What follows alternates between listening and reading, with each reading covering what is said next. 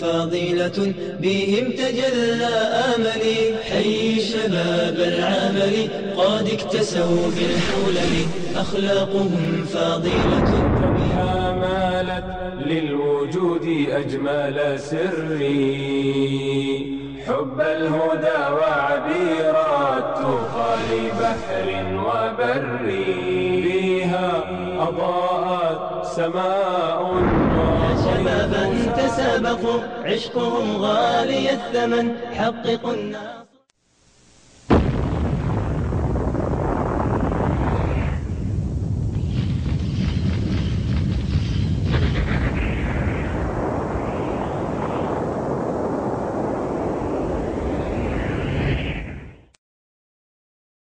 ہمارا جو تعلق ہے وہ اللہ رب العالمین کے ساتھ قائم اور دائم رہے، جڑا رہے، اور ہمیں ان لوگوں میں سے بنائے جو کہ اپنے اس کمیونیکیشن، جو ہماری کمیونیکیشن اللہ رب العالمین سے جو سلسلہ ہے، وہ کسی طرح کا گیپ کا شکار نہ ہو، کسی طرح کا خلل اس میں واقع نہ ہوئے۔ اللہ رب العالمین فضیلت الشیخ کی اس تشریف آوری کو میں جدہ دعوت سینٹر حی السلامہ کے ذمہ داران کی جانب سے شکریہ ادا کرتا ہوں، علماء کرام کا، کہ تشریف لائے، اور بلا توقف اب میں گزارش کروں گا فضیلت شیخ توصیف الرحمان سے کہ اسٹیج پر تشریف لائیں اور اپنے خطاب کا آغاز فرمائیں۔ خطاب کا عنوان ہے فضائل اعمال کی حقیقت۔ حضرات، اس سے پہلے کہ فضیلت شیخ اپنے خطاب کا آغاز فرمائیں، میں یہاں یہ عرض کرنا چاہوں گا کہ فضائل اعمال کتاب ہو یا کوئی اور دوسری کتاب ہو، کسی بھی خاص فکر کے خلاف ہماری کوئی دشمنی نہیں ہے۔ ہم تو یہ چاہتے ہیں کہ ہم ان لوگوں کے ساتھ مل جل کر دین اللہ کی تبلیغ کے لیے جدوجہد کریں۔ صرف درخواست یہ لے کر حاضر ہو رہے ہیں جو غلط عقائد، جو باطل عقائد ان کتابوں میں موجود ہیں، ان پر نظر ثانی فرما لیں۔ جزاکم اللہ خیر، احسن الجزاء۔ ڈاکٹر تجویز کر دیں کہ اس کی بقا کے لیے بائی پاس کرنا بڑا ضروری ہے، اور وہ کسی سرجن کی تلاش کی بجائے کسی حلاق کے پاس چلا جائے، نائی کے پاس چلا جائے، اور وہ نائی اپنے اسروں سے چیر پھاڑ کے رکھ دے، اس کی ہلاکت کی یقینی میں اب کوئی شک نہیں رہے گا۔ کچھ ایسا ہی حال امت اسلام کا ہے۔ امت اسلام کی ہدایت، امت اسلام کی نجات کے لیے عرش والے رب نے اپنے کلام کو اتارا۔ جو اس کلام کو لے کر آیا وہ فرشتوں کا سردار، جس رات میں آیا وہ راتوں کی سردار، جس ماہ میں آیا وہ مہینوں کا سردار، جس رسول پہ آیا وہ رسولوں کا سردار صلی اللہ علیہ وسلم۔ لیکن افسوس، جو قرآن ہمیں ہدایت کی راہ دکھاتا ہے، جو قرآن ہمارا تعلق اپنے الہ سے جوڑتا ہے، ہم نے اللہ کی اس ہدایت والی کتاب کو چھوڑا، اپنا تعلق لوگوں کی لکھی ہوئی کتابوں سے جوڑا، اللہ کے کلام کو چھوڑا، رب کی کتاب کو چھوڑا۔ کبھی کسی مولوی کی کتاب کو سینے سے لگا لیا، کبھی کسی مولوی کی کتاب کو سینے سے لگا لیا، اور برا ہو ان علماء سو کا جنہوں نے عامت الناس کو یہ بات سمجھائی کہ قرآن سیکھنے اور سمجھنے کے لیے 18 علوم کی ضرورت ہے، ان علوم کو سیکھے بغیر تم کتاب اللہ کو نہیں سمجھ سکتے، اب جو حضرت نے لکھ کر دے دیا ہے اس کو سینے سے لگا لو۔ جب اس امت نے کتاب اللہ کو چھوڑ کر کہیں بہشتی زیور کو تھاما، کہیں فضائل اعمال کو تھاما، کہیں ملفوظات احمد رضا کو تھاما، تو پھر نتیجہ کیا نکلا؟ یہ امت بربادی کی طرف بڑھتی ہی گئی، اور اس امت پر ذلت اللہ نے واجب کر کے رکھ دی۔ کہیں کسی کونے میں ذلیل، کہیں کسی کونے میں ذلیل، اور ذلت کی وجہ کیا ہے؟ الذین آمنوا ولم يلبسوا ایمانہم بظلم اولئک لہم الامن وہم مہتدون۔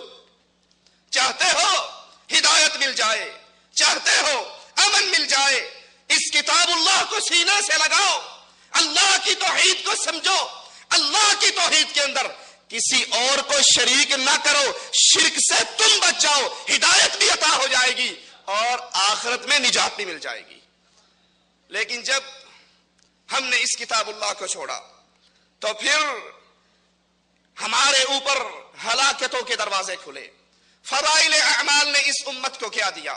سب سے بڑی تباہی اس امت پر فضائل اعمال کے ذریعے اللہ کی خالص سچی اور سچی توحید، وہ توحید جس کو پھیلانے کے لیے کبھی تو آقا کا ماتھا پھٹا، وہ توحید جس کو پھیلانے کے لیے کبھی آقا کے دانت ٹوٹے، وہ توحید جس کو پھیلانے کے لیے کبھی آقا کے گلے میں کپڑے ڈال کے بل دیے گئے، وہ توحید جس کو پھیلانے کے لیے کبھی طائف کے میدان میں محمد رسول اللہ صلی اللہ علیہ وسلم کے سر اقدس سے خون نکلا، جوتیوں میں آیا، زمین پہ گرے، آنکھیں کھولی، فرشتوں نے کہا آقا اجازت دے دو ان پہاڑوں کو اٹھائیں اور اہل طائف پہ گرا دیں۔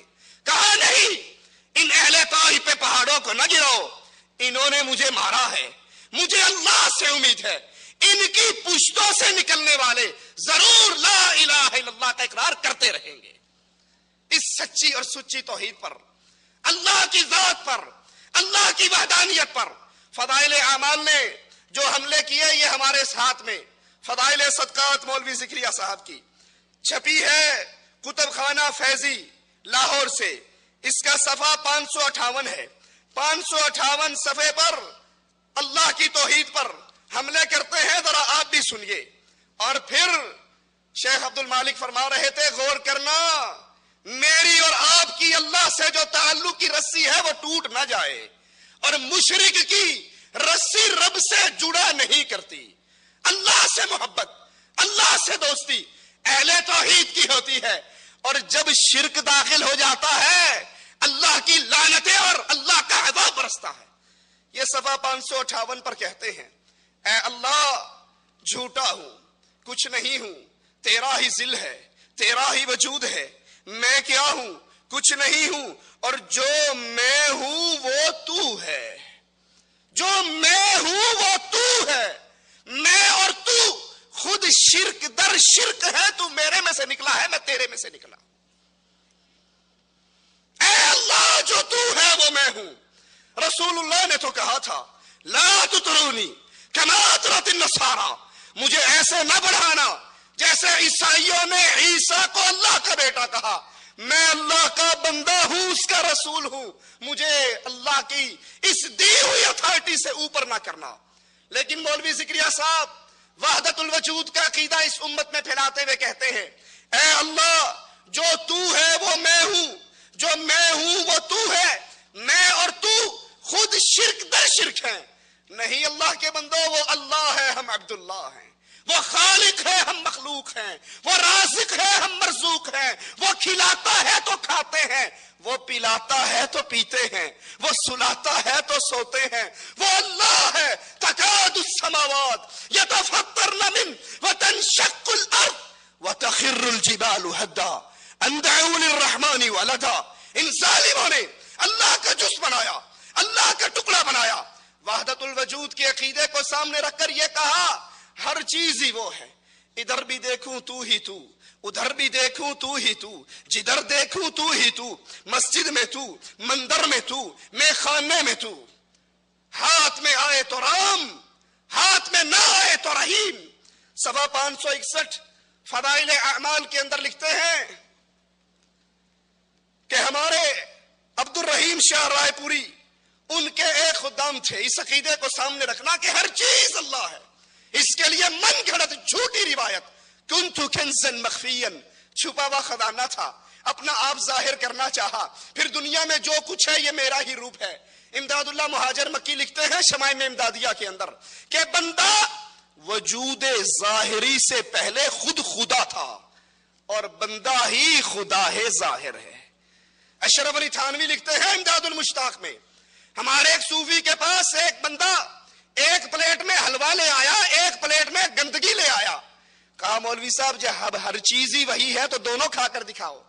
تھانوی صاحب نے فرمایا ہمارے مولوی صوفی صاحب نے بشکل خنزیر گندگی کھا لی، بشکل ملا حلوہ کھا لیا۔ کہا وہ بھی وہی ہے، وہ بھی وہی ہے، ادھر بھی تو ہے ادھر بھی تو ہے۔